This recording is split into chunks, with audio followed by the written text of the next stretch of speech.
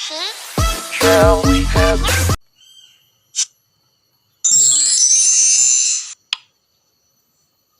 Assalamualaikum warahmatullahi wabarakatuh.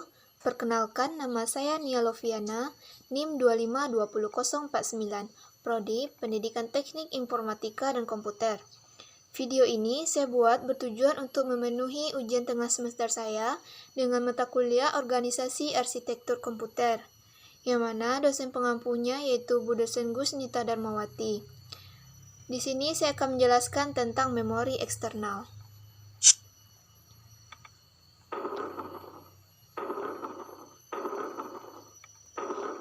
Di memori eksternal ini, ada 3 chapter yang akan saya bahas. Yang pertama yaitu magnetic disk. Chapter kedua yaitu tentang optical disk. Chapter ketiga tentang magnetic tape.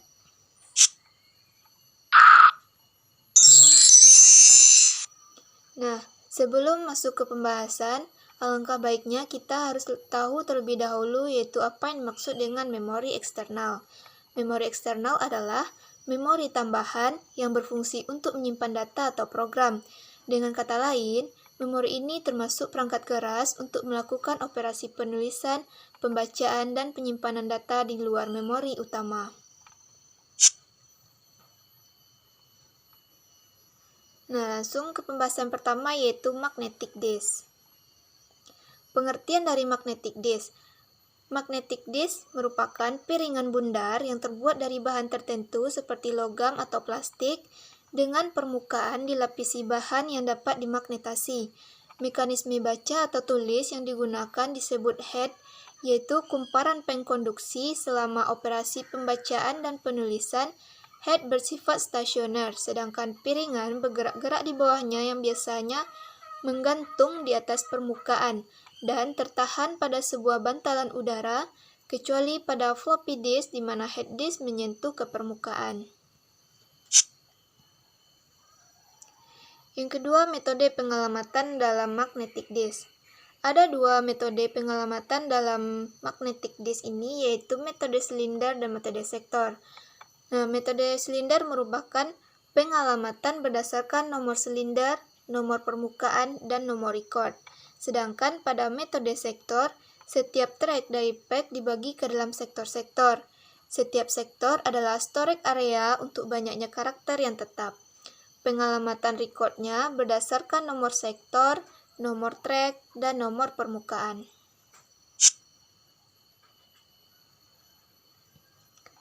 Komponen pada magnetic disk. Ada 5 komponen dari magnetic disk ini. Yang pertama yaitu spindle. Spindle merupakan menjadi pusat putaran dari keping-keping cakram magnetik penyimpan data. Yang kedua, cakram magnetik. Pada cakram magnetik inilah dilakukan penyimpanan data pada hard disk. Cakram magnetik berbentuk plat tipis dengan bentuk CDR. Yang ketiga, right write head. Right write head adalah pengambil data dari cakram magnetik. Head ini melayang dengan jarak yang tipis dengan cakram magnetik. Yang keempat, enclosure. Enclosure adalah lapisan luar pembungkus hard disk. Enclosure berfungsi melindungi semua bagian dalam hard disk agar tidak terkena debu, kelembapan, dan hal lain yang dapat mengakibatkan kerusakan data. Yang kelima, interfacing module. Interfacing module berupa perangkat rangkaian elektronik yang mengendalikan kerja bagian dalam hard disk, memproses data dari head dan menghasilkan data yang siap dibaca dan diproses oleh selanjutnya. Pembahasan yang kedua mengenai optical disk. Pengertian dari optical disk yaitu sebuah media penyimpan data elektronik yang dapat ditulis dan dibaca dengan menggunakan sinar laser bertenaga rendah.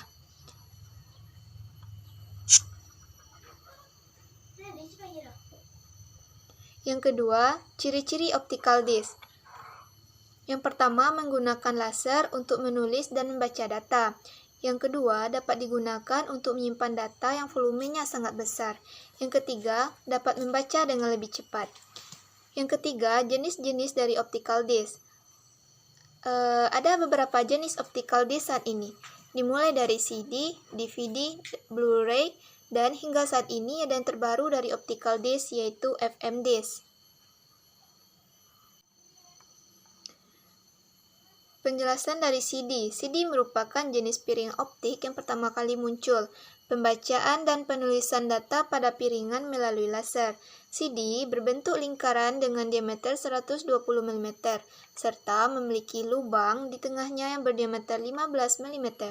Kapasitas penyimpanan CD dapat mencapai 870 MB yang dapat menyimpan data hingga 99 menit. Contohnya yaitu CD-ROM, CDR, dan CDRW.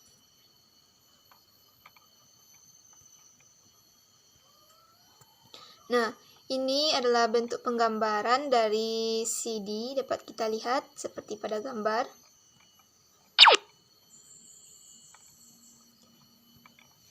Yang kedua yaitu DVD. DVD merupakan pengembangan dari CD. DVD memiliki kapasitas yang jauh lebih besar daripada CD biasa, yaitu sekitar 4,7 hingga 17 GB. Nah, bentuk penggambaran dari DVD dapat kita lihat pada gambar seperti ini. Ini adalah bentuk contoh penggambaran dari DVD. Yang ketiga, Blu-ray. Teknologi Blu-ray adalah merupakan format disk optik yang merupakan perkembangan dari CD dan DVD. Keunggulan dari Blu-ray yaitu pada kapasitas lapisan side Blu-ray disk, di mana lebih besar 35 kali dari CD dan lebih besar 5 kali dari DVD. Kapasitas Blu-ray disk dual layer memiliki kemampuan menyimpan data sampai dengan 50 GB per keping. Selain itu, spesifikasi Blu-ray dalam kecepatan membaca 3 kali lipat lebih cepat dibanding DVD. Ini mengarah ke video kualitas tinggi dan audio jernih, khusus yang penting dalam aplikasi HDTV. Nah, ini adalah bentuk penggambaran dari Blu-ray.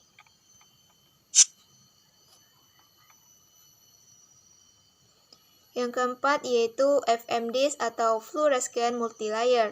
FM disk adalah jenis optical disk yang mampu menampung sampai 140 GB data sekaligus, dengan kecepatan baca data sampai 1 GB per detik. FM disk berbeda dengan kepingan yang beredar saat ini. Warnanya tidak keperakan atau keemasan, melainkan bening seperti sebuah plastik transparan biasa. Nah, ini adalah bentuk penggambaran dari FM disk yang warnanya sangat bening. Pembahasan yang ketiga mengenai magnetic tape. Pengertian dari magnetic tape adalah magnetic tape merupakan model pertama pada secondary memory. Tape ini juga dipakai untuk alat input-output di mana informasi dimasukkan ke CPU dari tape dan informasi diambil dari CPU lalu disimpan pada tape lainnya. Ini adalah bentuk penggambaran dari magnetic tape.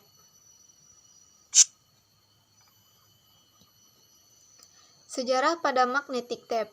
Pada tahun 1950-an, magnetic tape telah digunakan pertama kali oleh IBM untuk menyimpan data. Saat sebuah ROM magnetic tape dapat menyimpan data setara dengan 10.000 pancards, membuat magnetic tape sangat populer sebagai cara menyimpan data komputer hingga pertengahan tahun 1980-an. Pita magnetik atau magnetic tape pertama kali dipatenkan oleh insinyur Jerman Fritz Blaumer pada tahun 1928. Berdasarkan penemuan kawat magnetik oleh Valdemar Poulsen pada tahun 1898. Sejarah awal magnetic tape berawal dari pembuatan media rekam pada saat Perang Dunia II. Ketika itu, para insinyur di Jerman menciptakan sebuah alat yang disebut sebagai magnetikofon untuk merekam suara. Insinyur di Inggris meningkatkan kualitas alat tersebut, yaitu dengan membuat mesin portabel. Magnetic tape adalah media memori tertua untuk komputer, yang masih digunakan sampai sekarang. Sebuah pita digunakan untuk pertama kalinya merekam data pada tahun 1951 di komputer Mauchly X-Care Univac 1. Dan sampai sekarang sebagai media arsip murah dan dapat digunakan kembali.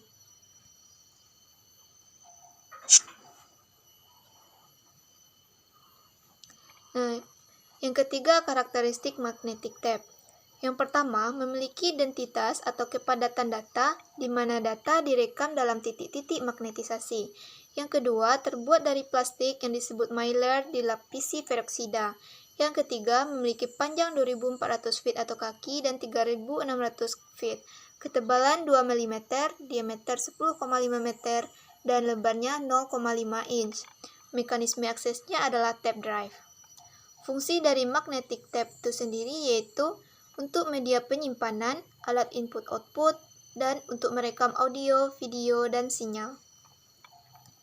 Cara kerja dari magnetic tape: data direkam secara digit pada media tape sebagai titik-titik magnetisasi pada lapisan peroksida. Magnetisasi positif menyatakan 1 byte, sedangkan magnetisasi negatif menyatakan 0 byte atau sebaliknya. Jenis-jenis dari magnetic tape: yang pertama, reel-to-reel tape. Reel-to-reel tape merupakan bentuk magnetic tape tertua.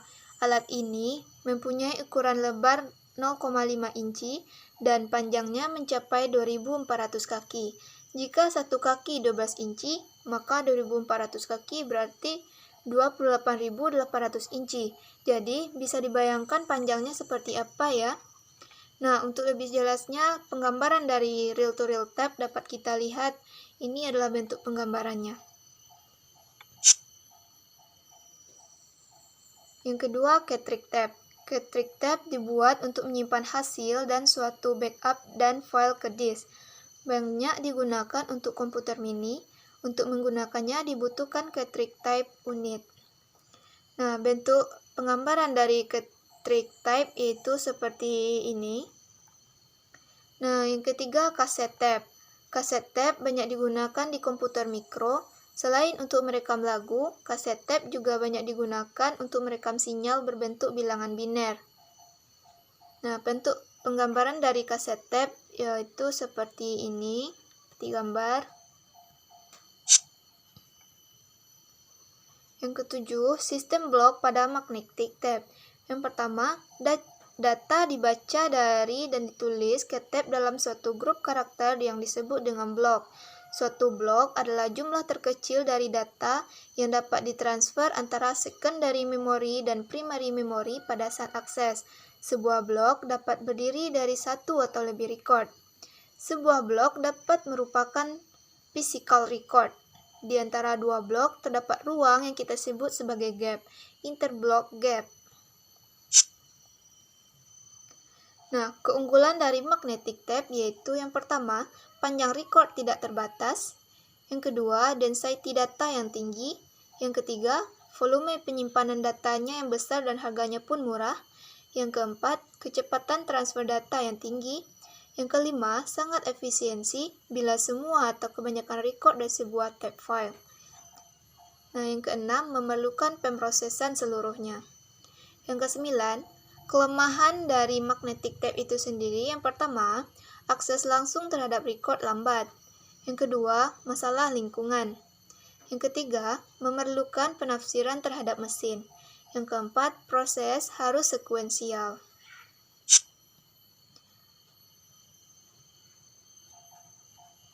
Nah, jadi dapat kita simpulkan dari pembahasan yang tadi, memori eksternal merupakan suatu memori yang terletak di luar memori utama ataupun CPU dan merupakan memori yang bersifat non-volatil di mana data yang disimpan tidak akan hilang ketika sistem mati atau dikenal juga dengan nama secondary memory yang berfungsi sebagai media storage dari program atau data untuk jangka waktu yang panjang. Memori eksternal ini dikategorikan menjadi tiga. Yang pertama, magnetic disk, yang kedua, optical disk, dan magnetic tape.